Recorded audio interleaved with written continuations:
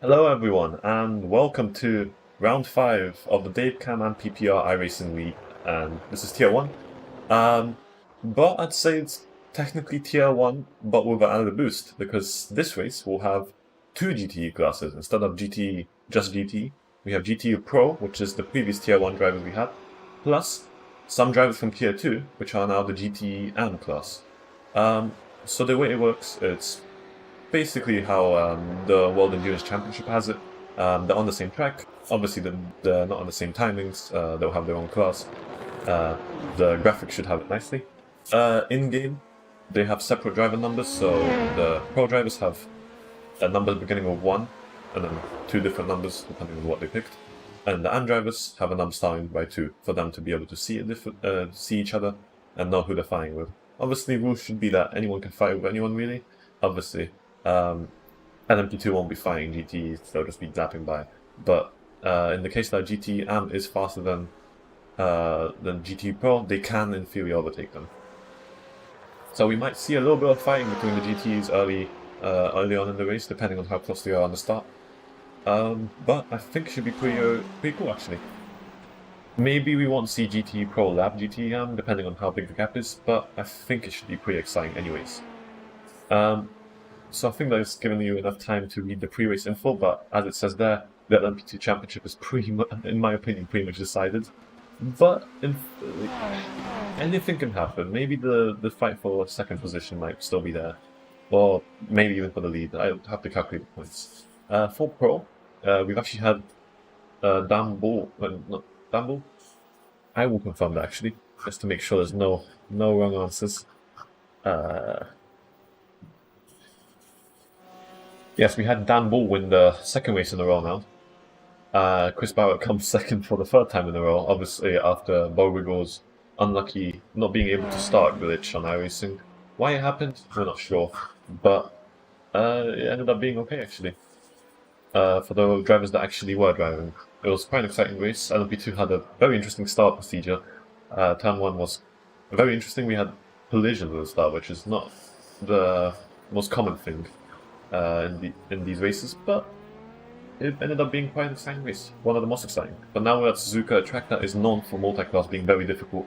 We recently had a race, the ILMS broadcast split on Friday, where it was horrible with LMP1s. Obviously not LMP1s here, but with LMP1s going crazy, tons of crashes, and it just showed that the track requires a great amount of skill to really end up being fun for multi-class, or at least clean for multi-class.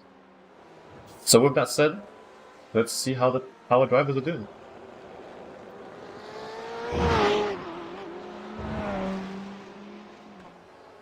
Okay. So right now we've got 3 LMP2 drivers, or at least that's completed the lap. We've got 3 more that are in the pits currently. So Ruth Nelson is on the provisional lead with a 45.8. I believe that should probably drop to 44 in qualifying. As always, my predictions.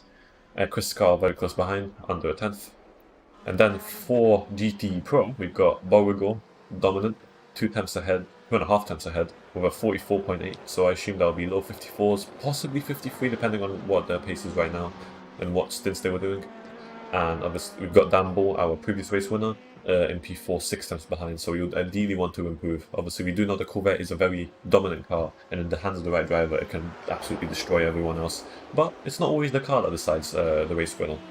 In GT and everyone is using the Corvette except Tim Braining. And our GTM leader is Adam Singer with a 56.3, so that's just 2 tenths off Eric Newman in GT Pro, so it could actually get quite close between Pro and AM, the top of Pro and the bottom of AM. Sorry, the bottom of Pro and top of AM, if the pace is that close together. So we've got 7 Pro drivers, 6 AM drivers. Doesn't seem like any of the Pro drivers except one have yet to do their laps, and doesn't seem to be any laying around AM drivers that are in the session but haven't set a lap. Obviously, we've got those 3 extra LMP2 drivers, so we should have 6 drivers per class, which attendance isn't fantastic, but should be quite interesting. Okay, so we could maybe hop on board with someone now.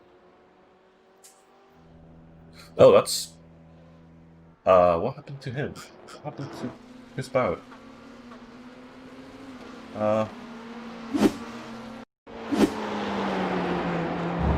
So he's going. Oh, he just completely clipped. Oh, that's an unlucky. It's just really unlucky. Well, that's the first of many, I'd like to say. Not perfect for the drivers, but I feel like it's gonna happen. Now he's back out on track. Let's show the... There you go, GTN Racing. A livery we know quite well for being on the front of the field, of the GT Pro field to be exact. He's not too far off the lead, obviously. He's warming up the tyres now, getting ready for a proper run. We've got 25 minutes in qualifying, well, until qualifying. And I am going to try out a new qualifying, shall I say, element. It should show F1-esque drivers showing up on the lap and if they're improving. And Chris Scar takes provisional pole now for practice, 45.8, 2 hundredths ahead of Root and Ellison. We're still quite close together. We're not sure what the actual pace is going to be like from our championship leader Alex Gao and Tom Conor-Dalman, our P2 championship contender. So we have to wait and see. But looking at the standings right now, it looks like it's a bit closer for the GTE Pro field now. Ooh, there's a good amount of drivers within a second, and then those that aren't within a second are not that far off either. Obviously for LMP2 I can't speak when we only have 2 drivers that have seemed to have done a proper lap. And GTM maybe a little bit further away than a bigger range of lap times. But I'm sure they will improve throughout the race as they get more accustomed to the track conditions and whatnot. So, obviously I showed the race info, but let's actually focus on the weather here. So, we've got pretty much no wind in October 31st. It's the classic 12 afternoon weather. 21 degrees, so yet again another cold session. Line in that corner. I should probably quickly change that. Excuse me. There you go. Track temperature is 30 degrees though, so that's a bit higher than what we had. I think at most of our other tracks we had roughly 20 degrees, maybe 22 or so. The low temperatures where the tires are pretty much running at their best, and where the cars are honestly flying most of the time. But here 30, that's like medium temperature, and we see Chris Bauer go off. Yeah, again going a bit wide, maybe hitting the Degner curb a little bit too much and taking it too wide. Quite bumpy there. You don't want to be there with most of your car. Only maybe one wheel, possibly. Now, Thomas Willershausen. Oh, Beauregard. iRacing doing iRacing things. Now, Lieutenant C. So as I was saying, we've got a bit of humidity. 53%, not that much. That's actually the average in, let's say, a country such as Britain, where I am. And 30 degrees is a decent temperature for the track. Nothing too high where the tire will be sliding around and the car will be pretty much understeery as hell. But nothing too little to the point where drivers will just not be accustomed to it or not be able to push because they don't know what the car is doing. And I think Chris Barrett had a bit of a spin yet again. So he's not doing really well with it. So just to tell you who to watch, we've got GT Championship leader James Bowman in P2 currently. Beauregard fighting for the championship. Obviously Dan Ball is our championship leader, and Alex Gao for the championship LMP2 leader. So we can hide the weather now. And what can we look at here?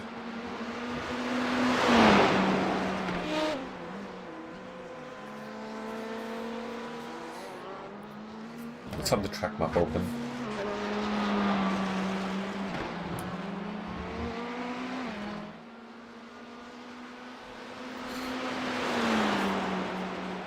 The track map actually might be a good idea to use for the beginning part, the start part of the race, the first few laps maybe, just to see where the drivers are and how close they are to the cars in front.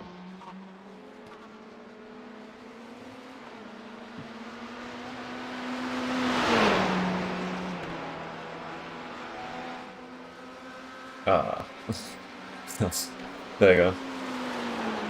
So the difference of 2.5 tenths comes from mostly, actually, Sector 4, where Beauregard has the fastest, Sector 4 and Sector 5, let's say, where Beauregard has the fastest lap times. Sorry, there we go. It's, yeah, Sector 4 seems to be the most dominant sector for Rigor, where he gains, actually Sector 2 as well, 3 tenths off. But Barrett seems to be better in Sector 6. I don't quite like this sector display because there's more than 3 sectors and I personally don't enjoy that. Maybe not ideal to look at it like that.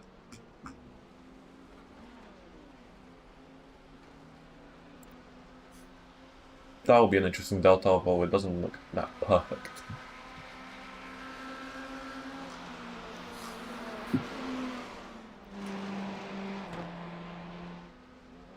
So we haven't seen any oh, actually we've seen Beauregard improve massively. It was 2.5 tenths, now it's 8 tenths. So now it's a 44.2, so in qualifying I definitely expected 53 from him. Anything lower and I'll be a bit disappointed. He's definitely going to be the one setting the pace, so let's let it stay that way. Alex Gall with his first lap, 46.6, 1.4 seconds off Ruta Nelson, who actually is back in the provisional lead. I wasn't actually paying attention. Chris Scar is now 6 tenths off. He was 2 hundredths off, now he's 6 tenths off. So he was 2 hundredths ahead. So we're definitely going to see a 44 coming in qualifying. For GT I'm expecting 55s maybe in qualifying, especially by Adam Singer and possibly James Bowman. Now, in my own experience, I don't personally dominate in qualifying. So maybe it's not the best of things to focus on, but maybe some drivers can gain a whole second. It really depends, obviously, in a car such as the car I drive on the P1. You utilize all of your boost, your hybrid power, and just deploy it all in one lap instead of trying to save throughout a lap. And now on screen we've got both Pegasus drivers, Team Pegasus. Beautiful liveries on the Corvettes. Going very nicely. Giving a bit of a toll. Hopefully not slowing each other down. So that's Mats Linden, and that should be in front of him. Thomas, by any chance? Yeah, Thomas. So the two teammates, Thomas and Mats, similar to how we have Edward Hope and William Hope in GT Pro. Great to watch, honestly. Those two love buying and they trust each other a ton. Obviously, we've had a little bit of contact at Sebring in turn 1. As we remember, that was a very unlucky incident. And now we see Alex Gall improving again, 45.6. So he's improving within 2 laps. He's just improved massively. The cool dog picture. I've had another request for a picture to be put in for someone that's actually not in this race, so I won't reveal it just yet. It should be here next week, maybe. And now we have a GT AM driver split P6 and P7 from GT Pro from the rest of the grid.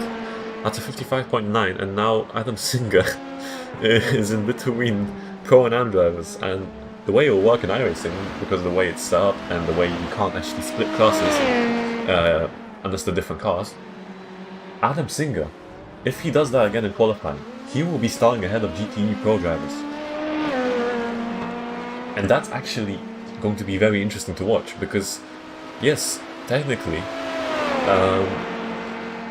those, the P6 and P7, so Richard and Eric, technically, I'm assuming that the qualifying order will be the same. Technically, Richard and Eric have to overtake him to get points, and obviously you can slow them down and change that. Oh my god, that's a private crash. Who was that? That was Mats Linden, one of the Team Pegasus drivers. Obviously it's practice, so it's an easy toll back to the pit lane, or reset. But as I was saying, the GT Pro drivers can actually end up losing time between overtaking GT AM drivers, which might not actually be that much slower than themselves. So it could lead to quite interesting racing. Now we have William Hope saying his first lap, 56.6 in the Corvette, and that's actually slower than Adam Singer still, so that's separating him from the rest of the GTE Pro grid. It might actually be very interesting to watch, because obviously I don't expect GTM to get lapped by GTE Pro. I expect him to just maybe be a bit slower. But now, as we see, Adam Singer might get a bit of an overlap, and seeing another fast lap, 56.088, obviously no improvement on his 55.9. And we see Alex Go trying to get past Chris Barrett in the Ferrari. Quite difficult going up to the Degner corners. Him braining improves, 57.3 in the BMW. The only BMW in GTM currently, 1.4 seconds off Adam Singer, but only 7/10 off William Hope in GP Pro. So traffic is already an issue for our LMP2 drivers specifically. They're having issues to get through and actually get decent laps. That's the Team Pegasus driver, I believe that may be Thomas. Yes, that is, because Matt's in the pits.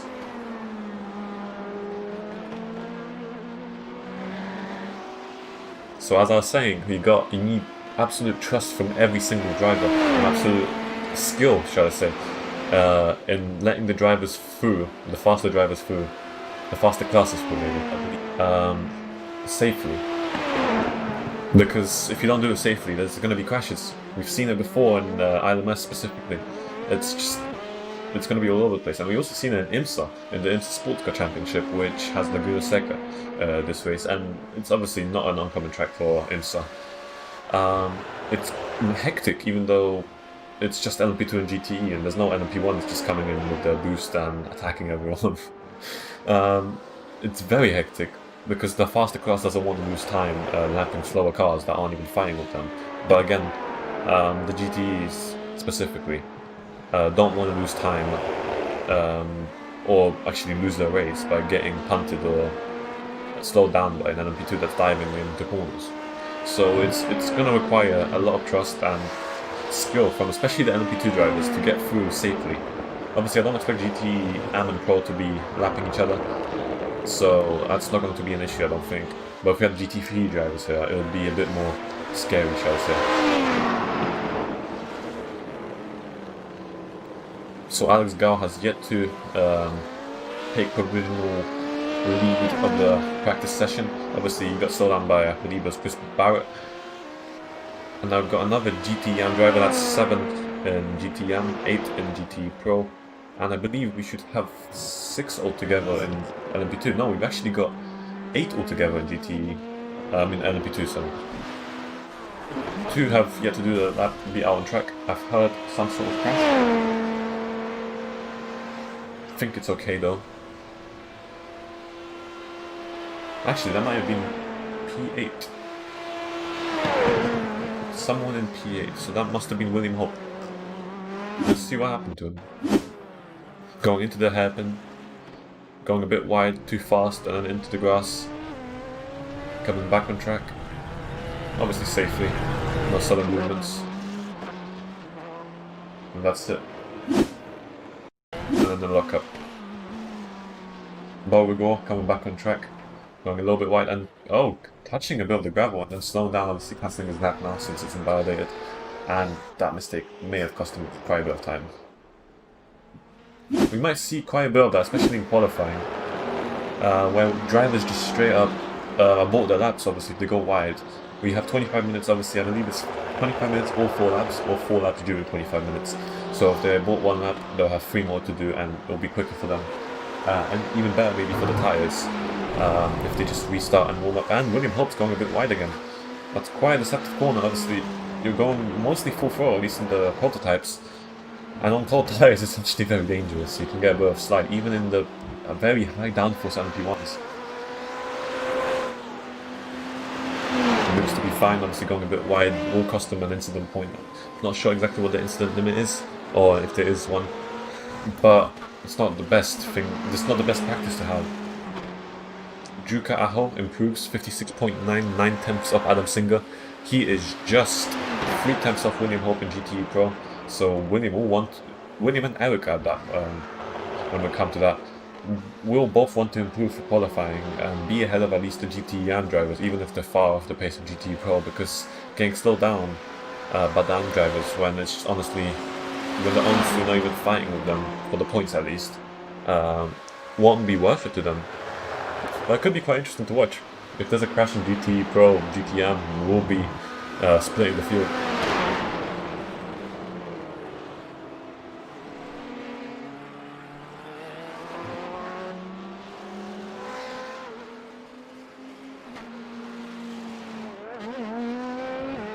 CM Murio.io racing Harry Brooks coming across the line now. Not sure if he's starting a lap, I'm pretty sure he's ending a lap.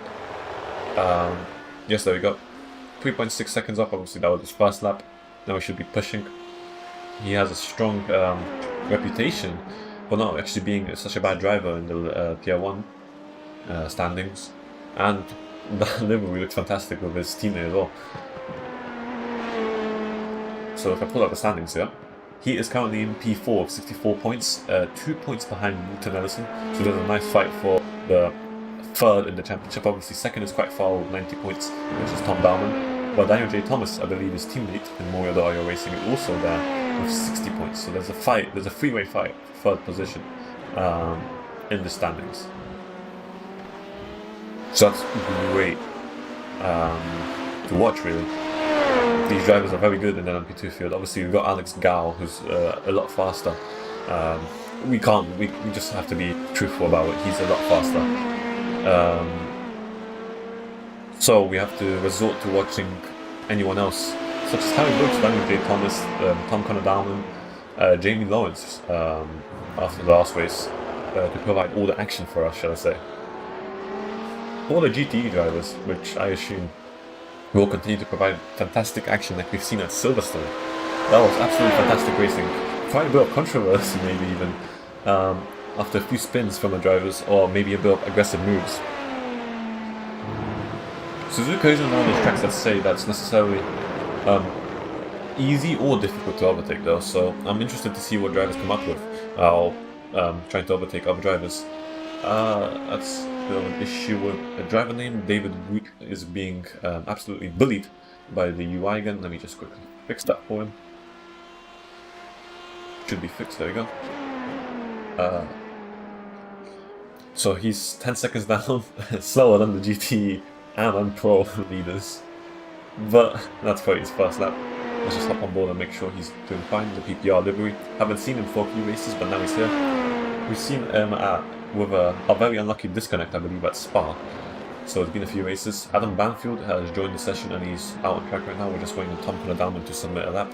So that's 7 LMP2 drivers now. So 7 per class for 8 in GT Pro. It's actually not too bad. Should be quite interesting to watch.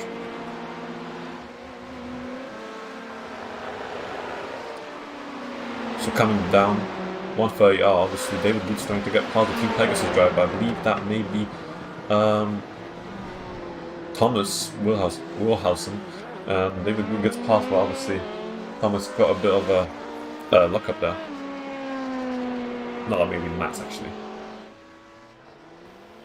Yes, that was Matt's. Sorry. William Hope improves, 155.915. Just 5 hundredths off Adam Singer, well, faster than Adam Singer. So that's just Eric Newman that's slower in practice than Adam Singer. So that might mean that the GT Pro drivers may actually end up being a bit ahead of the AM drivers. Obviously it's what they want, but you never know what will happen in qualifying especially. They do have quite a few chances to get at least a decent lap, but here it looks like everyone's trying to push to the limit now, looking at how the times are spread out. Right now, we've actually got a decent fight coming in for LMP2. Alex Gao and Harry Brooks literally 200 apart, with Wooten Ellison leading the LMP2 field right now with 145.2. As I said, I expect 44s, very safe in qualifying, and it starts qualifying pace already. And that shouldn't be an issue for the drivers of what I'd like to consider high caliber at this point. We've seen great racing from all of them, great standards. We've had a few incidents, but most of these are just caused by them trying to race each other and get the points. So it's not like you can call them direct. And David Good clips the curb there. exactly the smoothest there, a bit bumpy, and he's into the wall. We've seen a crash there from a Corvette from Team Pegasus. I believe that may have been either Mats or Thomas. Now Adam Banfield, we're 147.1, 1.8 seconds off the leader, hops into P5. So that's all our LMP2 drivers that I believe are in the session or willing to drive today. And we've got 5 minutes remaining in practice, so let's try and hop on board with someone. Thomas Wilserhausen, and now William Hope, two Hope teammates. The Porsche and the Corvette coming down the straight. Oh, this is great to watch. Look at them go. 130, obviously a bit of a gap performance there. Since William does back up a little bit, going into the final chicane. The Team Loose drivers. Oh, and gets a bit of instability from the car, a bit of a jump. Maybe the right hand was a bit too low, drove over a curb and just unstable. Obviously has to go off track to avoid it, to avoid really hitting his teammates spinning out. William Hope actually maybe carrying some sort of debris. Yes? No? Not anymore. Okay. I thought I saw something in front of his car. And we've got Harry Brooks behind them as well. Hopefully they won't slow him down.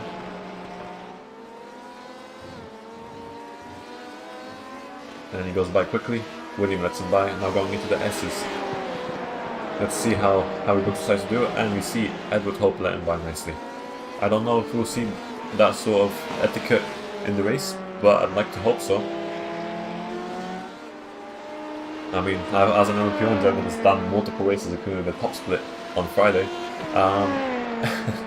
the LMP1 ILMS class has a really hard time getting past, especially the GTEs.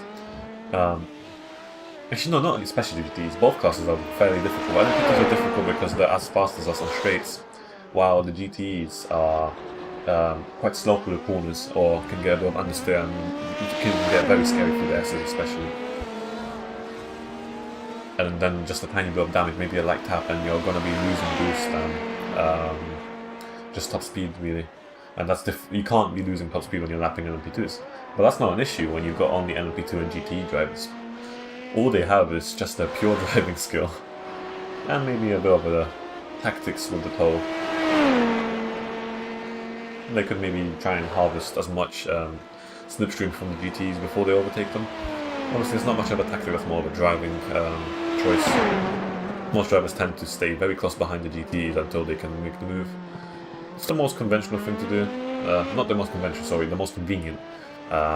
It's maybe quite scary for the GT drivers that may want to lift though, because if there's a car behind you going full speed, getting the slipstream, you can't really brake and let them by, especially if there's a corner coming up.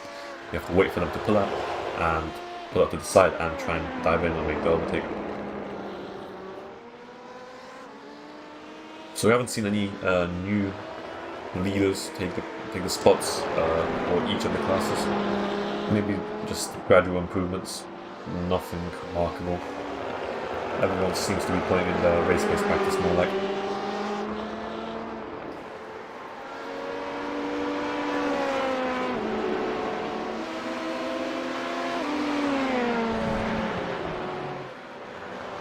So as you can see already, we're in practice and we see quite a bit of traffic stuck in these cars. Like we've got a few, I'll call them duos of GT AM drivers and GT Pro drivers and LMP2s, and then just, even though we don't have that many drivers in the grid, there's quite a few just spread out across the track, so it could be quite interesting to watch. Like one GT Pro can already change the outcome of the race in a way. If an overtake is made there or a crash happens because of a GT Pro driver. And there's William Hope, we're watching having a bit of a spin. Where was that actually? Oh, I believe that was that spoon curve.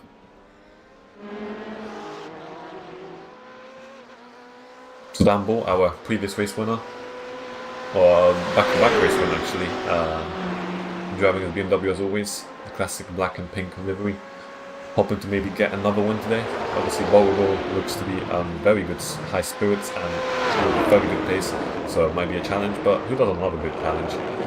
Obviously you'd want to end up winning at the end of the day, but we'll see. Just out of interest, do we see... No, we don't. Because on the cars we see Pro and well, in theory you should be able to see AM, but in iRacing it's not implemented. It would be really nice if we could see the AM stickers, especially if drivers had the same liveries, maybe the same team, and that's practice over. I believe we saw David Group with a 46.2 hopping into P5, overtaking Adam Banfield, 1 second off the leader. So now we're going to be live with qualifying.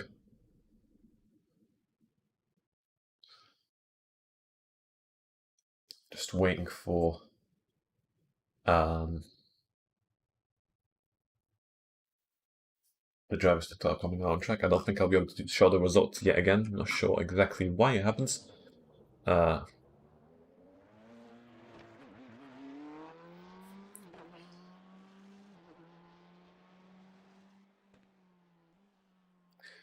So I'll try something new. So we've got the qualifying times down here, down on the bottom of the screen. Obviously we'll see 4 at a time, I believe. I can change that to 5. Okay, not 5. So we'll be able to see who's coming up next on the laps. Obviously sector-wise it may be a bit difficult to compare when you have 6 sectors in this on Suzuka. I'm used to having only 3. You see, right now we've got one of the Team Pegasus driver, Mats Linden, coming through. That's Sector 2 where he's going through right now. He just begun it with the Degner corners. And Sector 3 will be going from roughly the 130R around that location and the final chicane, and that will be the end of Sector 3. But with 6 sectors it's a bit more confusing, shall I say, for me. So we'll have to be just looking at the colours, shall I say.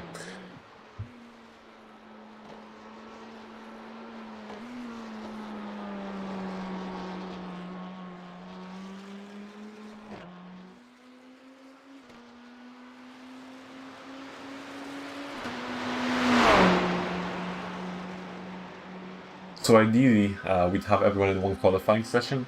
Maybe in the future I could suggest that, just so this qualifying element can work perfectly, so that we can see all the drivers coming across the line. So that Beauregard begins his lap. Obviously we've got a few sector times, solely because they are passed through by iRacing, even though the lap hasn't actually begun. So you do see a few greens, purples.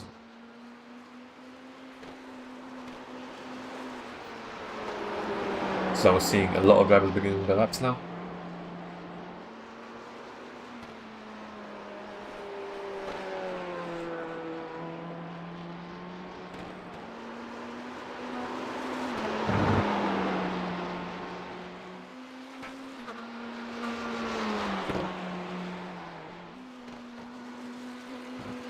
Okay, so Beauregard is obviously got 2 purple sectors. Going in through Sector 3 right now, going to be Sector 4 coming into the hairpin. So that's 57 seconds roughly. Now going through the... Oh, a bit of a slide. Got rear end stepping out a bit. Obviously this might not be his perfect lap then. Now coming through to spin curve, this will be Sector 5. Not improving on his previous lap. That slide did not help him in getting enough speed really down towards Spoon. Now can he get his speed back going out of Spoon curve down the long straight, followed by 130R and then 2 more corners, well 3 if you count this sort of start finish curve. Now that's another purple sector. So Alex Gow will begin his lap right before Beauregard finishes his. Coming down through the final chicane. Getting the curb nicely, no instability there. Getting the outside curb. And now coming through the final corners. It's 156, I believe. 155.020, okay.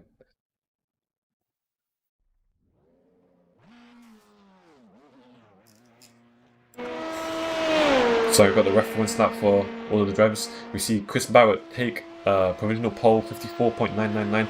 Mats Linden coming in with a 57.089, no reference lap yet for him. So obviously let's just hop on to watch someone. Wouter Nelson takes provisional pole for 45.1. Harry Brooks is improving through 2 sectors. Dan Bull takes provisional pole 54.982. Harry Brooks hops into P2 with 54.568 and then P2. James Bowman is going purple through all sectors except Sector 1 currently. So that may be a provisional pole in GTM. Alex Gao is improving through Sector 1 and Sector 3. Purple in Sector 2. So that may be provisional pole for him. James Bond takes provisional pole, as I was saying. So currently watching Richard and GT Pro. Taking it nice and wide there. Juka Aho is aiming to improve. Believe the lap. There you go, got 56.4, 9 tenths off, so nothing amazing. Chris Scar is gone purple in Sector 1 and Sector 3, improved in Sector 2. He's in P3 currently, he's lost 10 in Sector 4 somewhere. He's going down to Sector 5. Should be just a few corners remaining for him. Let's hop on board with him. Oh, quick teleportation. Going through 130. Let's see if he's improving. He does get a personal best through Sector 5, but it's no actual improvement. Alex Gall's coming across the line now. No purple sectors except last sector now. It's a 45.213, just 100th and a half off Wooten Anderson. And now we see Chris Scott coming across the line now. He's got 2 purple sectors, 2 personal bests, and let's see what the final sector will be. 2 worst sectors, shall I say. And that's a 45.237, 400ths off Wooten Anderson. So very close in qualifying so far. So now we got the PPR Esports car, James Bowman, separating 2 GT Pro cars, and Juka Aho as well. Wooten Anderson extends his lead by 2 tenths, or 44.931. So we're going to be on board with Beauregard, sorry. David Goot sets his lap 45.6666, 7 tenths off. Adam Singer's aiming to improve. Obviously he was on top in practice. He's got 2 purple sectors, and that's actually P2, 4 tenths off. He didn't improve in 3 sectors, I believe, 55.915, separating Zach Forster, William Hope, and Richard from the GT Go Group. Dan Moore's on the lap currently, but not improving in any sector currently, so this may be his warm-up lap.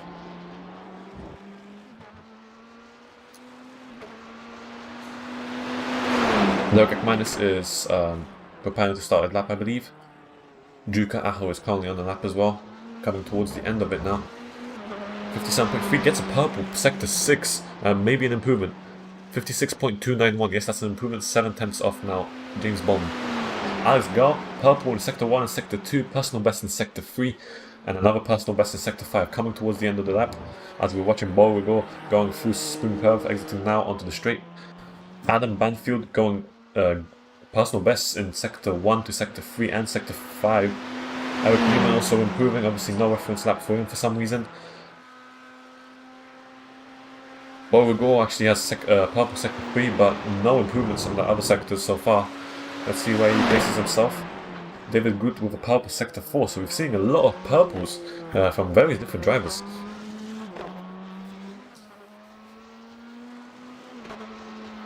So let's hop on board with David Good, going through the final chicane, now coming down to the final straight. Let's see who places Beauregard extends his lead, 54.4795 times ahead of Dan Bull. Now we've got Eric Newman in P5 separating James Bowman and Adam Singer. Alex Gao gets another good lap, 44.948, still 100th and a half off Wooten Anderson. Yeah, again, no, actually that's yet again the same gap, even after 2 laps. We see Derek McManus obviously hitting personal best, that's his first lap I believe. David Group with 45.4, I forgot to say, 5 tenths off the leader, so quite close in P2 currently. Fairly close for the holding positions in GT Pro, and quite fairly close in GT Am.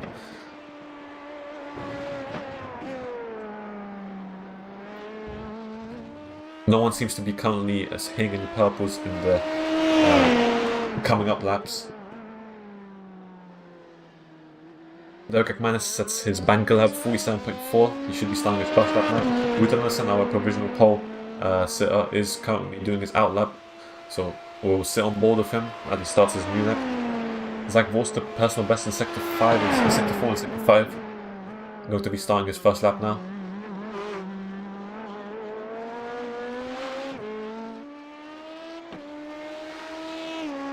Alex Go will be starting another lap. Again, we've got roughly 5.5 minutes left. David Good, purple in sector 4. 3 personal bests in sector 1 to sector 3, and now going for the final sector. Didn't improve in sector 5. Can he improve through the last sector? Let's see. Richard's also got personal best through all the sectors except Sector 2. And David Root coming across the line. Didn't seem to be an improvement. Oh, actually no. Harry Brooks improves though, 45.292, 3.5 tenths off the leader. Richard hops into P6, 55.909, overtakes Zach Vorster and William Hope. So now he's just got one GTM driver ahead of him and he's in P6. Leclerc minus, personal best in Sector 2 to Sector 4. Let's see how he does in Sector 5. Going through 130, another personal best. This may be a good lap for him. No purples, but that's not all we need. Adam Banfield also going personal best through Sector 1 to 3, losing in Sector 4. Now final chicane for Leclerc minus. Juka Ahos sets a purple Sector 5. Leclerc minus improves throughout his lap. Let's see what his lap will be. I believe that was a 47.4 actually. Wouter Nelson also improving 2 sectors, losing time in 3. Adam Banfield only losing time in 1 sector and gaining in all the others. Final chicane now.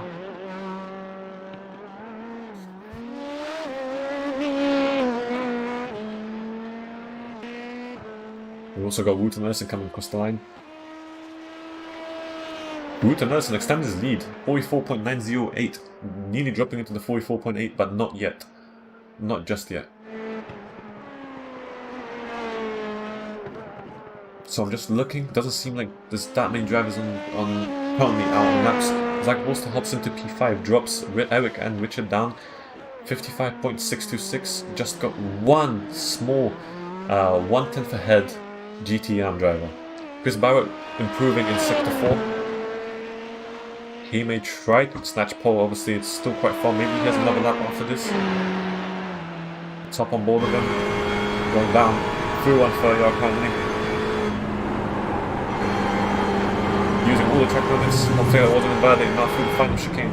Another improvement in Sector 4 and Sector 5 are his personal bests. If he didn't lose enough time through the first few sectors, he will be definitely gaining time. Look at Manus, personal best through all his sectors so far. Dan Moore improving through a few sectors, and Chris Barrett hits a purple Sector 6. That's 2.5 tenths of Beauregard, and that's better than 5 tenths of 54.742. Wonderful lap by him. Manus comes across the line. 46.178 doesn't actually bring him up a place above Adam Banfield, but he's just 1/10 off. So now looking at our leaders, no one is out on track on LMP2. James Bowman is out on track currently, aiming to improve. Doesn't seem like he's gaining time in any single sector so far. We're seeing a few personal bests from a few drivers, but it doesn't seem to be all yellow, meaning they're not gaining time on their personal bests.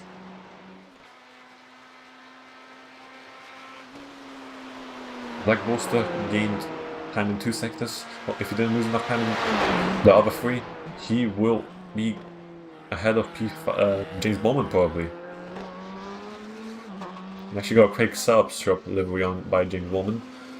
A good looking one. Leclerc minus is going personal best in Sector 1, Sector 2 and Sector 3. Zach Vorster hops into P5. As I said, he's hopping ahead of James Bowman by 100. We've also got William Hope improving. Let's hop on board with him. Going into Sector 3 very soon. Going into Sector 4, sorry. So he's green through 3 sectors. Obviously, he'll want to improve when he's behind 2 GTM drivers, and then the rest of the GT Pro field starts. So now heading down to Spoon Curve. This is his Corvette. We've got 1 minute remaining, so obviously he should be able to finish his lap quite nicely, perfectly on time. Leclerc Manus is finishing on his lap very soon. Green in 2 sectors, yellow in the other 3. Coming out across the line very shortly. William Hope is exiting Spoon Curve using all the track limits available before invalidation. Leclerc Manus hops ahead of Adam Banfield, still 1 second up, but 45.965. So Adam Banfield is the only LMP2 driver who's not in the 45s yet. William Hope gone through 130R, maybe not as fast as we saw Chris Barrett do it. But through the chicane now. And now, full throw as soon as he can. Coming across the line. This should be one of our last drivers. I don't think Tim will be able to start another lap. James Bowman isn't improving, and William Hope hops into P6. So now he is with the rest of the... he's with Eric and Richard in the GT Pro field, separated by James Bowman. 55.5, very half a tenth off James Bowman. So we are going to have a GT driver starting ahead of 3 GT Pro drivers. How that's going to pan out, I have no idea. But we will see.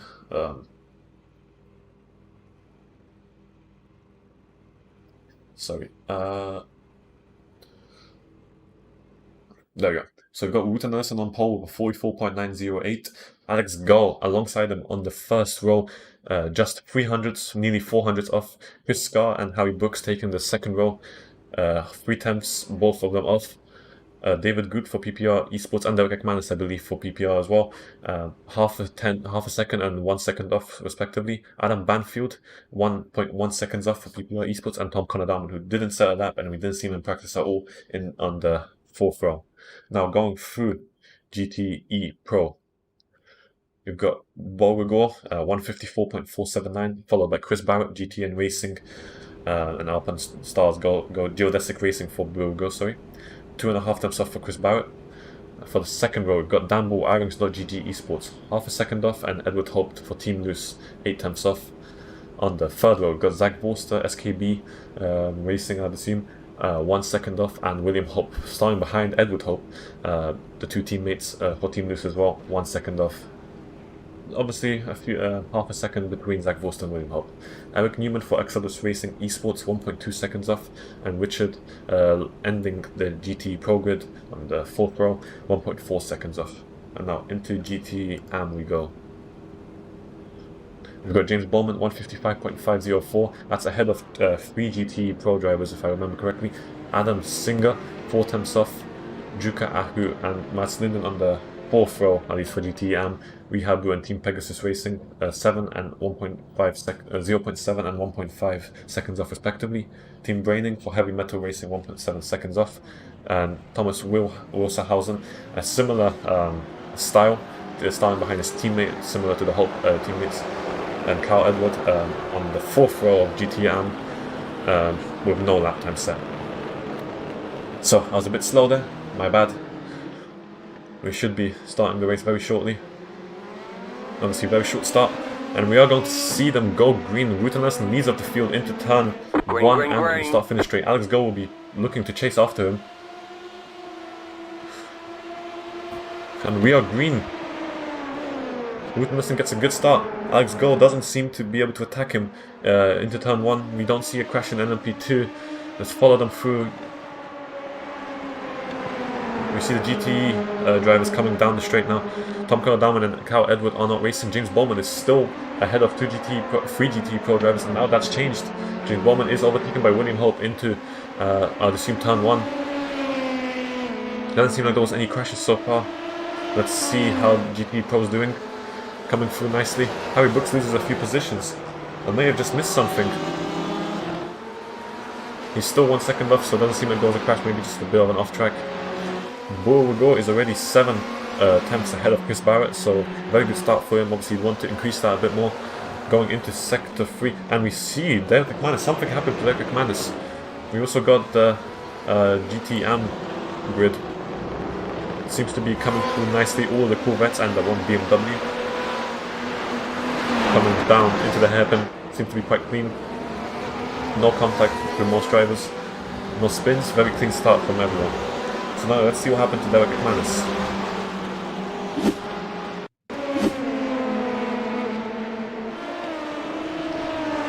So there's been a hit by Harry Brooks, and then Eric McManus got bounced off there. Let's watch that yet again from a gyro cam. He's coming through. There was a bit of contact between one of the PPR drivers and the Harry Brooks, and then obviously Derek McManus couldn't go anywhere. Came off the track quickly enough for the GT drivers to not have to hit him. Unlucky for both of the drivers, so I was saying it was clean, no incidents, and then this happened. Quite unlucky for them. I've got a fight between Wouter Nelson and Alex Gao. Alex Gao will want to get past him as soon as possible to maybe pull a gap, as we always see him do. Beauregard already has 1.1 seconds on Chris Barrett, so that's already a confirmed lead for him. So Beauregard saying the fastest lap. Obviously Dan Bull making a move on Chris Barrett. Into turn 1 we go. Side by side. Chris Barrett's got the inside. Maybe a bit of a lockup by one of the drivers. Chris Barrett's hanging on there. Maybe getting a better exit going into the S's now. We've also got Edward Hopp right there. And now Zach Wolster trying to join in the fight. And Chris Barrett actually stayed ahead of Dan Bull. Adam Banfield makes a move on David Groot. I believe David Groot, something happened to him. Yeah, he's off track yet again. I was wondering where he was. It said 7 tenths and yet he wasn't there. Dirk Ekmanis is in the pits. Something must after his unlucky hit, I believe. And now both of the PPR drivers are having issues. So we only got Adam Banfield for PPR who's hanging on. James Bowman makes a move on Matt Snidden, but something happened to James Bowman as well. He was in between Zach Wolster and William Hope at the start, and now he's down in P4 in GTN. GTN is completely separated from GT Pro now, so as we expected, the gaps are quite a lot more different now. The lap times aren't perfect for the GTN drivers, so not much interference going on.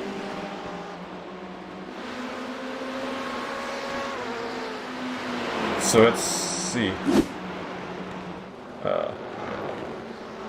Why is... Okay, interesting. Okay, so we've got 3 seconds between Eric Newman and Juka Aho, so it doesn't seem like the GT and driver will have any issue between GT Pro and vice versa. And Ruth Ellison is getting chased by Alex Gall. Obviously, quite a big gap between Chris Scar and Adam Banfield even now. So now it's just the fight for the podium between 3 different drivers, and they're all going to be in the podium if they stay alive throughout the race. Bit of blink by Ruth Ellison. Very close racing between the GT Pro drivers right now. GTM has a few fights going on as well. Adam Singer sets the fastest lap of the race for GTM. Doesn't seem to be any moves being done right now. Ruth Ellison leads off the field. He's going to have to resist against Alex Gall and possibly Chris Scar if Chris managed to keep up with the 2 drivers in front of him. Could be very interesting if he actually can maybe make an overtake. Would shake up the championship a bit more. Meanwhile, we still have the fight in GT Pro. It's not necessarily for one position, it's a fight going on spreading throughout the rest of the drivers. We've got the 2 Hope teammates sandwiching Zach Wolster in the BMW. So we may actually see a move coming up very soon. Going into the hairpin. A bit of a lockup, I think, ahead.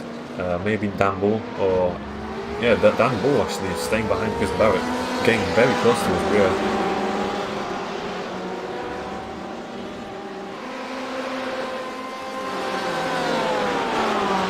Coming through into Spoon Curve. Fastest lap for Alex Gall, obviously 5 tenths off, but that's still a fastest lap nevertheless. 1 tenth quicker than Ruth Nelson's. So we do see Alex Gall's fantastic pace yet again. We see them come down the straight. I think actually Edward Hopp may have a little bit of front end damage, very light, maybe just a bit of a dent you could fix with a hammer. Dan Bull is chasing after Chris Barrett though, going into the chicane now. Let's see what will happen here. I think they're not close enough to actually make a move on each other. Dan Bull will have to sit behind yet again. Not ideal for him.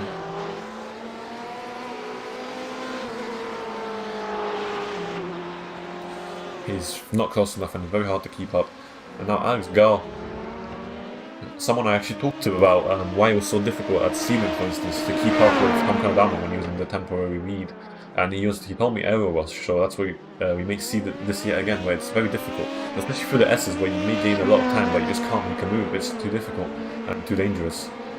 So we may see Alex Gall waiting for the perfect opportunity and just sitting behind Ruth Nelson for a good amount of laps. And we see Bo Rigo's out of the race. For something happened to him. Oh, okay, it was just a blink. Okay, he's 2.7 seconds ahead of Chris Barrett. Just virtual line issues, I guess. So he's really dominant at Suzuka. He was apparently going to be dominant at Silverstone, but obviously we didn't see him start, so Dan Bull took that win. But it seems like Dan Bull will not be able to take this win. Not his 3rd win. He'll have to be happy with 2 while he watches Ball go and lead the field right now. For GT and Juka Aho doing a fantastic job. Wasn't the fastest qualifying, yet now he's leading this field in a wonderful blue and orange livery. Rehabu. Adam Singer's chasing after him, and Matt Linden's chasing after Tim Brennan. James Bowman having an awful race, I'd say. It's very awful. He was starting on, I believe, on maybe even pole, if I remember correctly. And yet he fell so far down, and he's a good amount. He's got a good amount of time to gain if he wants to fight for even the podium, for instance. You know, we have the Corvette of Suzuka and Adam Singer. Zach Wilson seems to be out of this race, unless that's okay. It's just another lag thing. Not going to see the smoke. We have to see another fight between Tim Braining and Matt Linden. So that's already 4 seconds of the gap between them. It shows how dominant some drivers are. Meanwhile, we see Alex Gao still closing in on Wouter Nelson and trying to keep up with him. Not much they can really do currently, when it's just so difficult to overtake in some of these places of the track. So I'd say Alex is just going to have to wait for the perfect moment, especially like we saw him attack Tom and Sebring into turn 1, which is very unorthodox, but it was a bit of a dive, but it worked out perfectly. And that's what you might have to wait for, because I don't think he'll be able to make an overtake. So obviously we have full of Adam Singer crew S's. Obviously we also got the GT Pro drivers right there. So that's going to be very interesting. So there's just 1 second from Juka Aho to Eric Newman. So what this means is there might actually be a fight between GT Pro and GTM unintentionally. Well, unintentionally, obviously. Yuka Aho isn't fighting for points against the GT Pro drivers, he's fighting against them to actually stay ahead of Adam Singer. So going into the hairpin, no moves have been made. He's staying quite close behind, but not close enough to make a move anytime soon, I don't think. If he can maybe go for a very good exit out of Spoon Curve, he may be able to make a move here. 4 times separate them going into Spoon.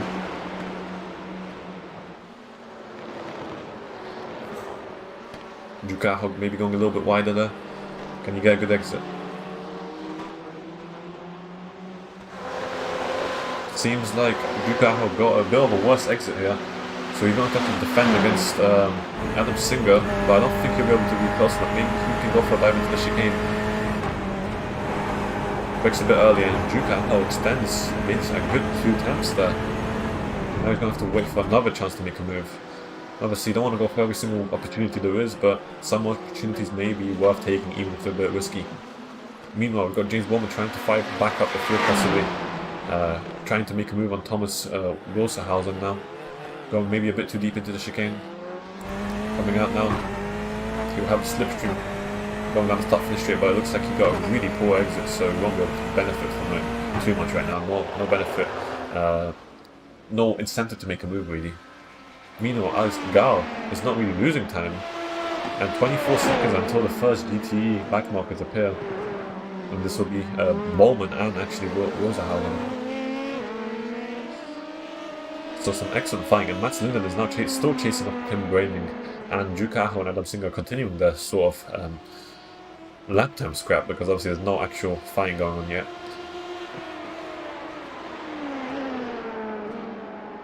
So I'd like to see some fighting between Alex Gao and Wouter Nelson. Obviously, Chris Gao is 2 seconds behind Alex, so these 2 drivers are pretty much fighting by themselves. They can maybe afford to have a bit of a scrap. Alex can definitely afford to have it. He can extend his points advantage even more in the championship, and maybe eventually steal the championship if this continues, if his dominance continues. But right now, he has to get past Wouter Nelson if he wants to extend that lead. Bit of a clip of the grass or maybe gravel going into Degna 1 out of Degna 2. Still seems to be quite close together, but nothing, no moves being made, no mistakes really from these 2 drivers. 16 seconds until the first GTM drivers are being lapped. Meanwhile, James Bowman is aiming to get a good exit out of Spoon, chasing off Thomas Wilserhausen. We've seen this between Juka Aho and Adam Singer, and now he's making a move. Down the straight, they go side by side. Let's go on to Chopper Camp to watch this. Into 130R, which one of them will yield? And it's Thomas Wilserhausen yielding, and James Bowman goes up position. He's only been losing position, so now he's changed his luck. 7 seconds to the next car, so I don't think he'll be able to really catch up just yet. But a position is a position for him, and that's fantastic to watch. Dan Bull is chasing after Chris Barrett still. Obviously, Beauregard has a 4.3 second lead now on Chris Barrett and the rest. So we won't maybe see a fight for the lead, but we can definitely see a fight for second. Look at this, going through the S's, and that seems to be Beauregard in the wall. Beauregard's in the wall. Oh my god, he's flying. He is flying, and that's his engine gone. That is Beauregard out of this race because 30 minutes of repairs is not something you'll enjoy, and he's upside down, so that's a definite toll. So everyone gains a position. Chris Barrett is now the provisional lead of this race. Maybe Dan Bull can stop him, but that's Beauregard, a second race out. Obviously, it wasn't a technical issue this time, it was a full-on crash. So let's see what happened there. So now we're on board the gyro, going through the S's, exit the S's, he hits a bit too much curb, gets a bit of instability, clips the outside now, hits the wall, and now he's going to get hit by other drivers, I believe. So he comes back on track, a bit dangerously. There's other cars coming in, that's William Hope, and William Hope loses his entire front and sends Beauregard flying, and that's his engine gone completely. Got hit from the back, and that's his engine gone. That's his race over. They're gonna need to call. In real life, that would be a safety car. But obviously, we don't have the dangers of racing as they exist in real life. So that's yet again another unlucky race for Beauregard. For this reason, it was a mistake of his own, but unlucky that he's not going to be able to even fight anymore. If it was just a spin and he could come back on track safely and maybe continue to fight for maybe the podium, it'll be better for him. But William Hope comes into the pits now. Obviously unavoidable for him. With that level of damage, it's absolutely impossible for him to do anything. His front is completely gone, no lights. It's amazing how the car's still rolling, honestly. Well, obviously the engine's in the back, but yeah. Richard loses time for some reason. Richard spun. Richard has spun. So that's him dropping back behind GT and drivers, and he's going to be really far behind because he's going to have to get past them. And now that's Rita Nelson, that's Gao coming by, and that's James Bowman and Thomas Rosenhausen. And Chris Scar actually right there. So William Hope's coming out of the pits. Was that a fast pit? Possibly even. So Richard's back on track ahead of William Hope. Still convenient for him, but he's lost a ton of time. That is going to be a good 30 seconds to the cars ahead. Manus, I believe, that may be behind him, is going to try his best to get past the easy overtake for him, going up to Degness. So far we've had two massive crashes, I'd say. A few mistakes from a few drivers, nothing too major though.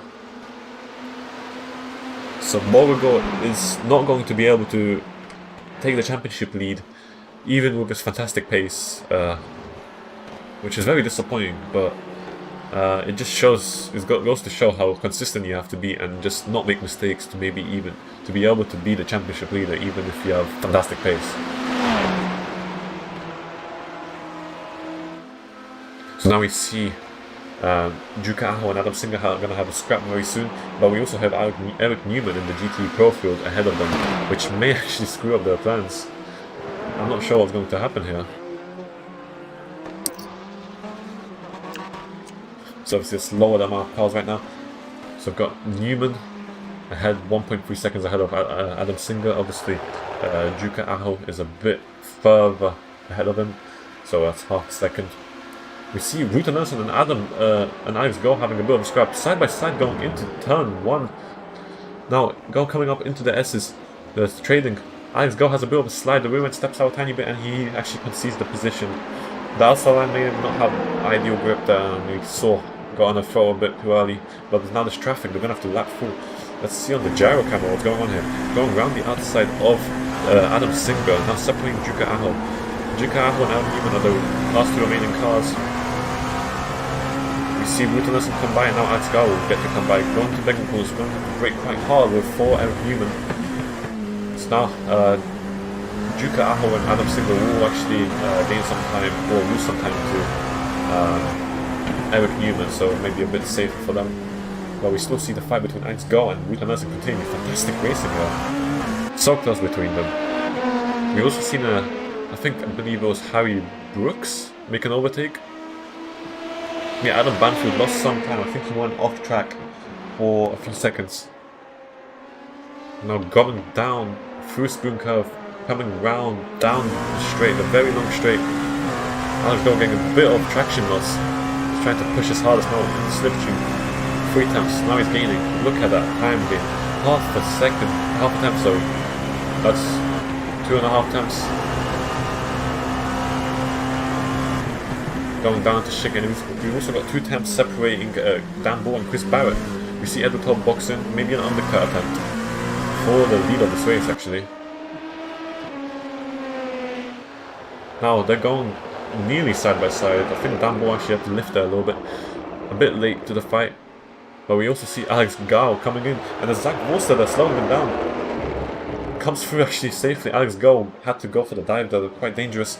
Obviously loses time to Luton, so now it's half a second instead of what it was. I believe it was just 100, maybe 200s between them. William Hope has finished his pit stop 12.1, 30. It will be 39? No, it will be 40.5 seconds, 12.1 for the actual service. So we'll see how the other drivers do.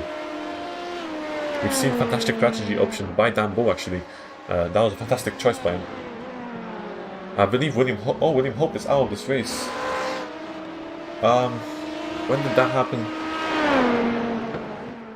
I'm not sure when that happened. We might have to look back at that.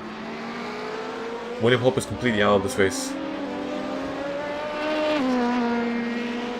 So obviously, as I was saying, we've seen fantastic choices in strategy by a few drivers. Dan Bull to name one of them. Now it's going to be Edward Hope possibly, if he can gain time, both in the pit stop and on track right now. And the fight between Juka Aho and Adam Singh is still continuing, even after this bit of a slowdown. And now we have Harry Brooks coming to overtake them. He will catch Adam Singh, but he won't catch Juka Aho. Oh no, he was. What a dive! Very, very close between these two drivers, but Harry Brooks does not want to lose any more time than he's already losing behind traffic. And now that's Eric Newman ahead. 1.5 seconds. It was a bit closer than. It's a bit closer than. A bit further than before, but now it's still very close.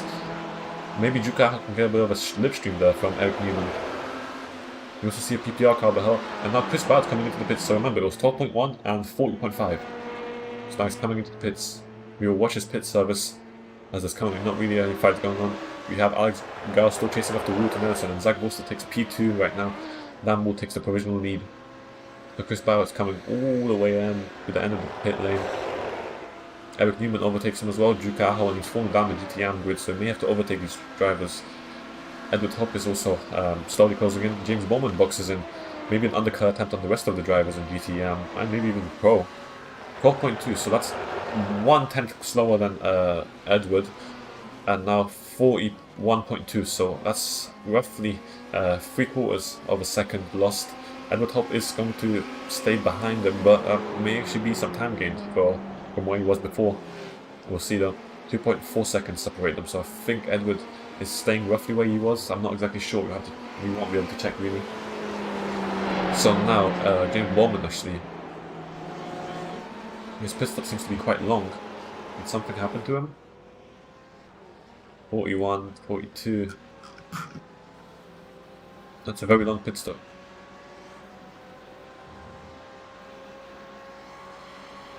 So,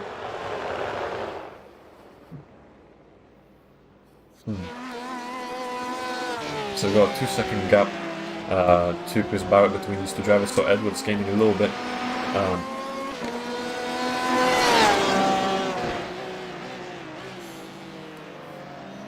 Going to be quite close here. Adam Singh is still chasing after Juka Aho. This might be a fight to the end of the race, but no moves will be done. 51.7 seconds for James Bowman. He lost a ton of time. Something must have happened. Maybe some damage, maybe a penalty of some sorts. But that's a very long pit stop. Definitely not what you wanted. So I've seen a few cars pit. There's still the top 3 in GT Pro, well, provisional top 3 staying out, and got most of the GTM grid staying out, other than James Bowman, who just boxed for a very long pit stop. Alex Gao lost some time, 1.2 seconds now. So it was just under a second, maybe half a second, but now it's 1.2. So Alex will want to get past. David Good gets past Adam Banfield. Something must have happened to him yet again. Doesn't seem like there was any off tracks, I don't think. So these two drivers are the ones that we're currently watching and will continue to watch until a move is done or some mistake happens from either driver. Fantastic racing by the new class and the new kids on the block. Well, they're not new kids to racing for sure. They're raced in Tier 2, but now they're up in Tier 1 on the broadcast split, shall I say. Alex Gao is closing in on Guter Nelson yet again. 1 second still. Got down to 9 times there, but not enough yet. Eric Newman is 2.5 seconds ahead of these drivers, so still not enough to slow them down, but it might get quite dangerous towards the end part of the race after the pits. So we're coming up to the halfway point of the race now. I believe we've just crossed it. So we've got 22.5 minutes remaining of the race. 45-minute race, remember. Adam Banfield is going to chase after David Good. Obviously, he lost the position to him. Now he wants to get it back. Obviously, we've also got the fight between Alex Gao and Guter Nelson. I believe that fight will be settled in the pits. Alex Gao is faster than Guter Nelson, but just as you see, it's 1.5 tenths roughly on that last lap. Chris Scar is 5 seconds behind, so obviously he's going to have to be happy with the podium because he's not going to get much more, I don't think. And Harry Brooks doesn't seem to be having super fantastic pace. And we see Dan Bull box in. Will we see Zach Bolster pit in as well? David Good pits in, so that's going to be maybe an undercut on the Adam Banfield. Zach Bolster takes a provisional lead. No one else boxes in after Dan Bull yet. So let's see his pit stop. Adam Singer loses time to Juka Aho, I believe. No, that's wrong. The timing tower was a bit wrong. Mats Linden boxes in now.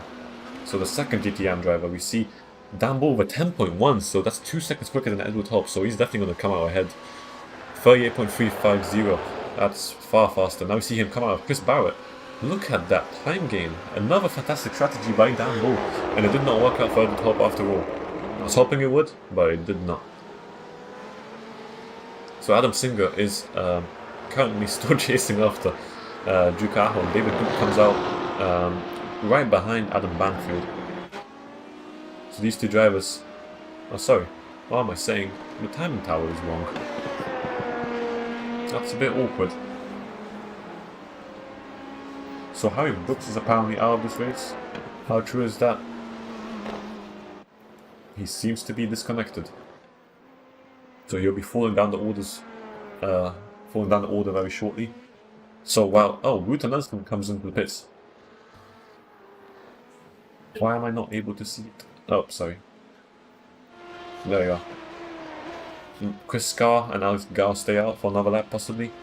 I do think Alex may try and gain some time through the next coming laps in case he still has some fuel left. And that may actually mean he comes into first. And now, Guter Nelson has a very far away pit box. Quite close. So we can see a few drivers coming by. Let's see how far behind Guter Nelson will come out. We'll come out behind Adam Banfield.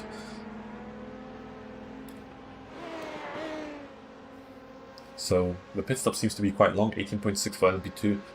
I'm assuming that's going to be a rough indication of what it's like. So now we've only got 5 runners in LMP2 after Harry Brooks' crash, Derek Ekmanis' crash, and Tom Connor-Dowman not even starting the race. Now we see Adam Singer coming into the pits, so now that fight between him and Juka Aho has been temporarily stalled. We see Tim Brennan coming into the pits, maybe a bit of an undercut attempt. And we see a lot of green and red separated in the timing tower. David Good comes into the pits yet again. Maybe a speeding penalty. So let's see, we know the pit time was roughly 12.1, 10.1 for Dan Bull. We also see Thomas Rosenhausen coming. Madsen, obviously he already boxed, let's see where he comes out. Coming down through the final chicane. We see 10.9 by Adam Singer, 11.3 by Tim Brenning. Very fast pit stops, faster than actually Edward Hobbs, so what I said was wrong. His strategy did not work out. But the pit stops seem to be roughly similar on average, so we've seen a few fast ones. And Alex Gao comes into pits now. We are gonna have to watch to see where he comes out. Chris Carr follows him in. Quite predictable. Thomas Rosenhausen lost quite a bit of time, 14.6, so that's a good 2 seconds lost even on the slow pit stops. So that's the LMP2 drivers coming into the pits. So we're going to watch on the pit lane cameras to see where Ruta Nelson comes out. They're coming down to the start-finish straight after the final corner. So now Alex Gao is leaving the pits. That's the pit exit, it says. And now coming down the straight, how much time did Ruta Nelson let lose? Actually, I believe it's quite a bit. Quite a bit in the service time, and even now on the pure lap time. So that's 3.7 seconds separating them. So now that's it, I'd say, for the win. Adam Banfield is in the pits still. He's not in the direct fight with anyone, I'd say, because David is very unlucky with his pits. Eric Newman's in provisional P2, obviously he's boxing, and we see Juka Aho in the pits right now as well. So Adam Singer will be eager to try and take that position if he gain time through his undercut. It was a 1 lap undercut, I believe, but an undercut's an undercut. Chris Barrett's behind Dan Bull still 2 seconds, so roughly what it was after the pits, and Edward Hope's 4 seconds off Chris Barrett, so that's a lot of lost time for the Porsche driver. Coming down the straight, Juka Aho was on the pit exit. Adam Singer's coming down the straight now. A bit of a weird engine noise. Juka Aho's coming out. And Adam Singer takes the lead. He was behind Juka Aho and now he's ahead. Took him a good 28 minutes, but he's done it. He's in the lead of this race. I believe he may have started from pole, if I remember correctly. So Eric Newman is behind GT&AM drivers, and all of the GT&AM drivers that are actually ahead of him have boxed. So Eric Newman is going to have trouble with traffic. Richard is also ahead of him, even after a spin. I believe Richard hasn't pitted yet. So right now we don't have any direct fights. Obviously we can only hope for a good fight. Timing towers are being a little bit weird yet again. Obviously I think it's because of the gaps between the drivers. Maybe going a little bit crazy. So as you can see, 4 seconds, 4.5 separate them. Chris Scar also 4 seconds off Ruta Nelson. So it doesn't seem like there's a direct fight between any drivers right now. Juka Aho may be eager to try and overtake Adam Singer to retake his lead. But right now, that strategy worked out perfectly for Adam Singer. And even Alex Gao's strategy worked out perfectly. Zach Voster is into the pits now. I believe this is one of the last cars that will be in the pits. We can maybe watch where he comes out. So you can see his lights very lightly. Oh, sorry for the pun there. Dan Bull will be the first to come round.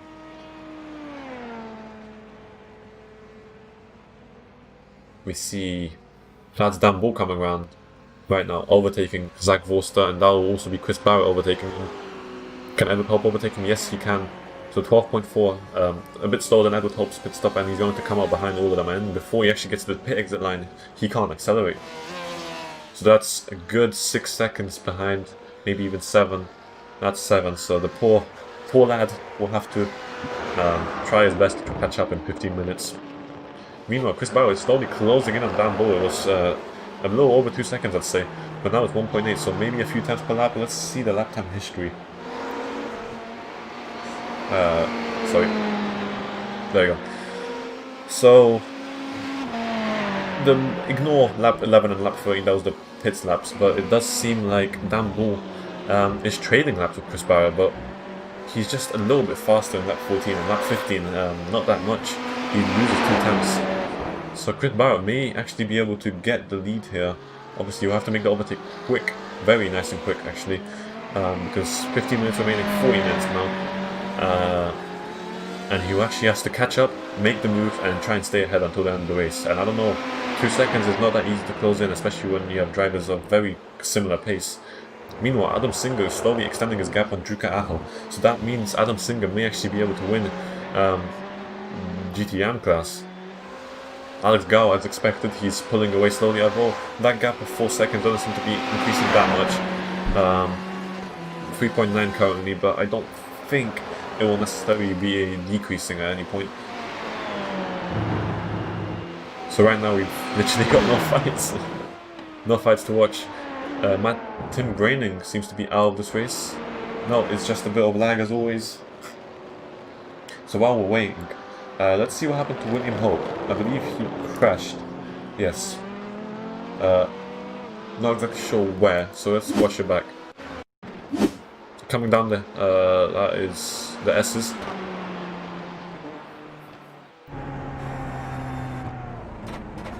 So he just pulled over. His engine didn't blow or anything, he just pulled over.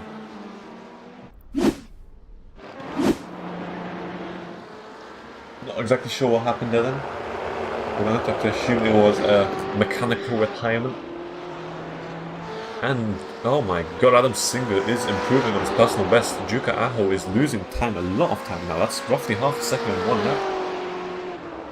Great job by Adam Singer. His strategy worked. He was stuck behind Juka Aho for quite some time. Now he can actually release all the horsepower and all the speed he has left within him and just try and pull away and boost to the end of the race. Eric Newman, 6 seconds away from Richard, obviously separated by GTM drivers. Not the best race for both of these drivers. Richard had an unlucky spin which sent him to the back of the pack. But they're still both ahead of William Hope and Beauregard, so not the worst race for them, I'd say.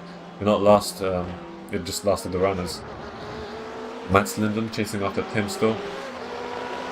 I don't think it's a direct fight, but it might be a bit of pressure applied on Tim. Pretty sure Tim will be able to cope with it. We haven't seen any major mistakes from him. Just a bit of lag, but that's none of his control really. We see the gap between Alex Gao and Ruta Nelson increase to 5 seconds now. Mats Linden sliding a little bit into the hairpin, but now we see Tim Brady going very wide. Zach Morster seems to be out. Dan Bull has crashed. Dan Bull has apparently crashed. What happened here? Going down 130R. And he loses the car. The curb just kills him. The curb just completely unsettles his car, and then obviously he comes, reverses off the track, and well, he's back on track without damage, but that was very, very unlucky for him. So that's the lead gone, and that's Chris Barrett in the lead now. Mats Linden still chasing after Tim Braynon. 4 times separating them. I don't think they'll be able to move done very soon, maybe next lap. But look how close they are through the chicane now. Can you get a good exit? 8 tenths. No, I don't think he'll be able to make a move anytime soon then. Maybe next lap, but I don't want to count on it. Maybe if Tim makes another mistake through the hairpin, it's possible. Now Richard is coming up behind the 2 GTM drivers, Tim and Mats. Obviously they're fighting for position here, so Richard will have to get past them with all his might. But the next car, in which will be Zach Vorster, is 28 seconds behind. Ahead of him, sorry. And Alex Go is separating Richard and the 2 GTM drivers, so now we're going to try and hope Alex comes through safely. Unless he's got quite a good gap, and he might have to extend that gap through the traffic actually. Doesn't seem to be losing too much time. Coming through nicely, no issues at all. Maybe lost a tiny bit of time, but that's expected when you're lapping car in the S's and Suzuka.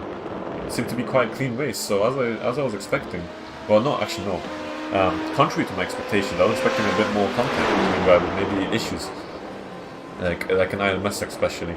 Like I was saying, you need a lot of skill, a lot of trust in each other to really make this track fun for multi-class, and it's looking quite good. Obviously we only have 2 classes of car here. I wonder how it'll be with 3, but I'm not going to say that we need a 3rd class. We've got 2 GT classes already. So Mats Linden is still chasing after Tim Braynon. Can you get a good exit down through Spoon Curve? And we also got Ruta Nelson trying to overtake him.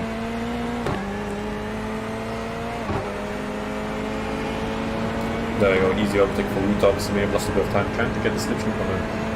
Mats tries to catch up, but obviously 5 tenths is not enough to close, so he may be stuck in the same boat where he can close him a bit and then he loses that time yet again.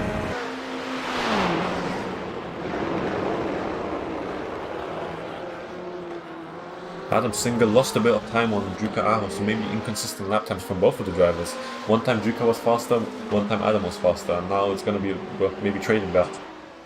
Meanwhile, Chris Bauer is leading the field of GT Pro about 3 seconds from Edward Hope. Dan Bull is 5 seconds behind Edward Hope, so that's him out of the lead. Very unlucky for him. He drove quite a good race, quite a good fight between him and Chris Barrett. Dan Bull had a very good strategy choice actually that put him in the lead ahead of Chris Barrett, but after all, that one mistake cost him the entire win. Obviously, he can still get a podium position here, but it's not a win, is it? Meanwhile, Alex Gall seems to have the win secured now. We've got 8 minutes remaining and he's 6.5 seconds ahead. And for GTM, I'm not going to say a win secured, but it does seem like Adam Singh can keep the gap between him and Juka Aho pretty stable. If it doesn't decrease, no one will take the rebound, so Adam Singh has to drive at a similar pace as what his rival was doing, and just cleanly. Doesn't have to push super hard or make any mistakes. Now Richard in the BMW in GT Pro is trying to maybe make a move on the two GTM drivers. Obviously it's not for position, so we don't have to rush with it. But it's for track position.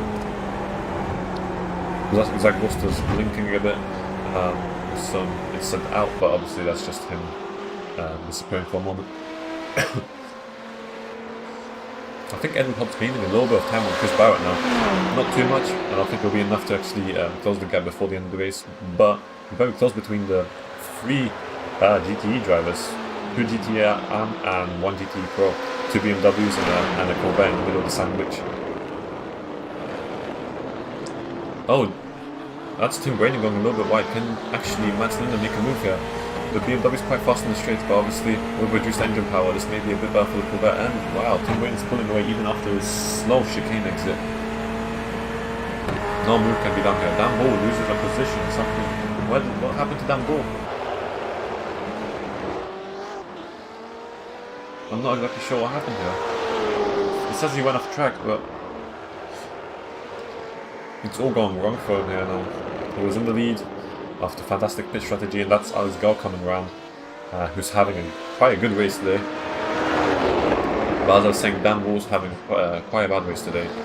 Had the strategy all right, was in the lead, actually had a decent 2-second lead I believe, and now it's all gone wrong.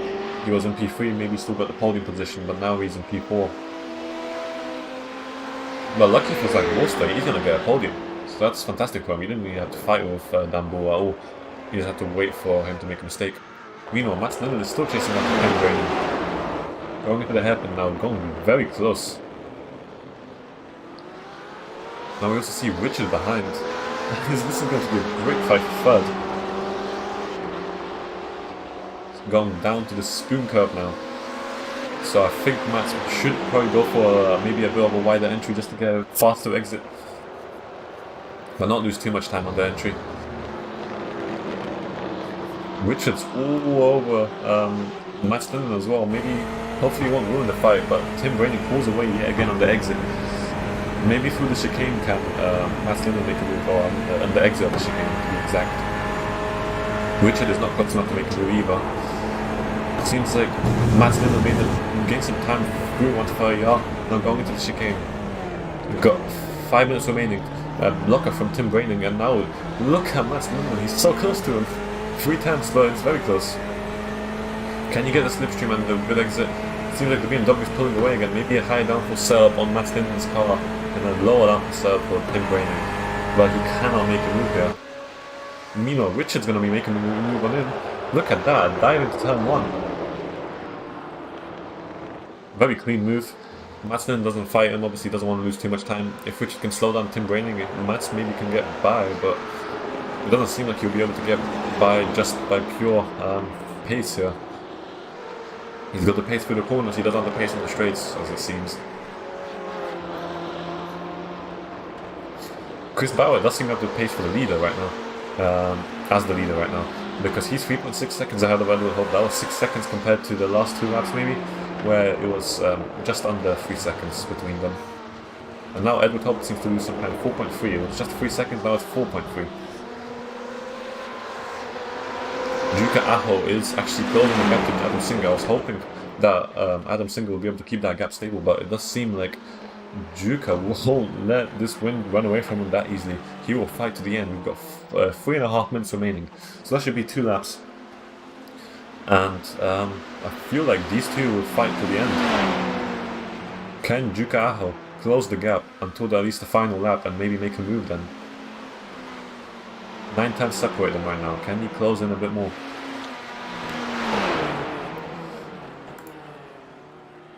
Comparing the last laps, Juka Aho was actually slower through most for the last 3 or 5 laps, but now he's gaining time yet again. So it does seem maybe he's finding some more pace in the current rubber he has. It's a bit worn. Maybe Adam Singer's losing time because of the rubber being worn.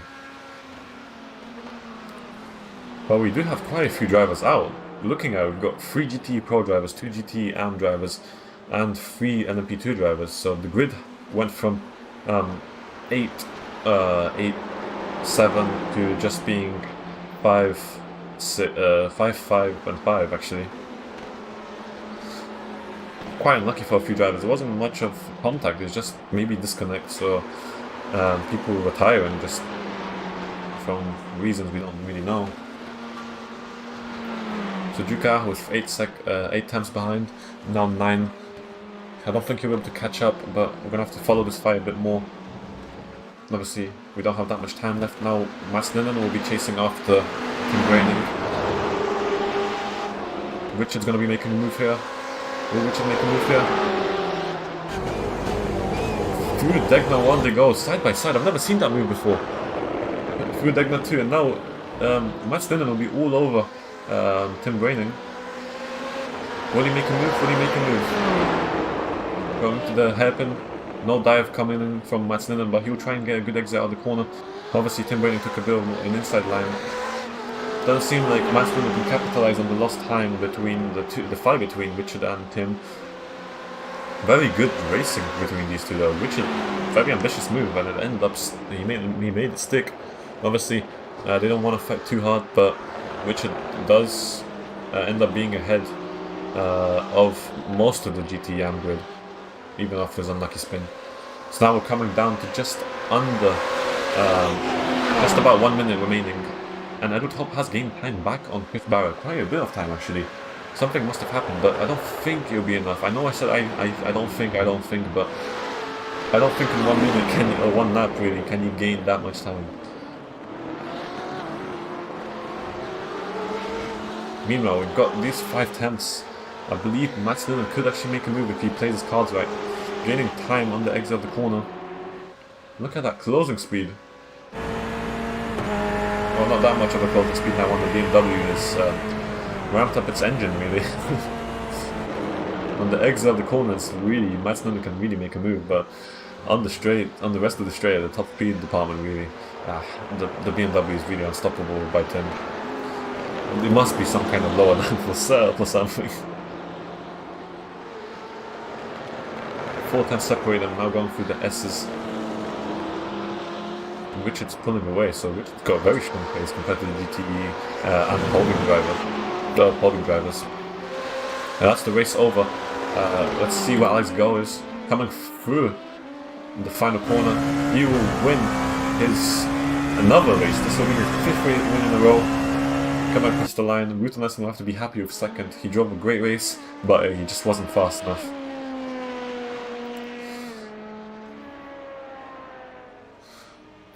Now we've got Piscar rounding up the podium, and Adam Banfield, last of the LMP2 runners, will be coming around the final corners now. David Luke, Chris Barrett, and Edward Hope are finishers now. Chris Barrett takes a fantastic win. Edward Hope tried to find a strategy, and I thought it was going to work for him, but the pit stop just wasn't fast enough.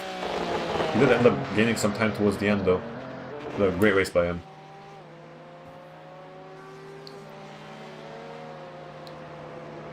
Dan Bohr, P4, has to be happy with that. Obviously, he could have still had the podium, but didn't go well for him. Went off track somewhere, and obviously we didn't see it, but not great. Richard, unlucky race for him as well. Obviously, he had that spin, I believe it was by himself, and he ended up trying to fight back. Gave us some action between Tim Braining and Mats Linden, and Tim does end up being ahead of Matt, very close towards the line, but one ended up changing. So Mats drove a very entertaining race, and Tim had that. Quite a few retirements today.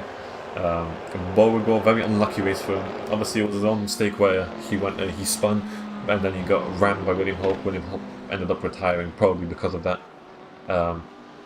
Retirement from Harry Brooks and Derek Ekmanis as well. I'm not sure exactly what happened there, but that's a fantastic, another win for Alex Gal. Gave us some entertainment. Chris Barrett shows that he can fight for wins and fight for the championship really. Beauregard couldn't get the win, Dan Bohr couldn't get the win, and who got it? Chris Barrett. And I believe Chris Barrett could have actually challenged Dan Bohr if Dan Bohr actually was in the lead still. So, fantastic race, and now let's see the results. Let's go into scenic camera.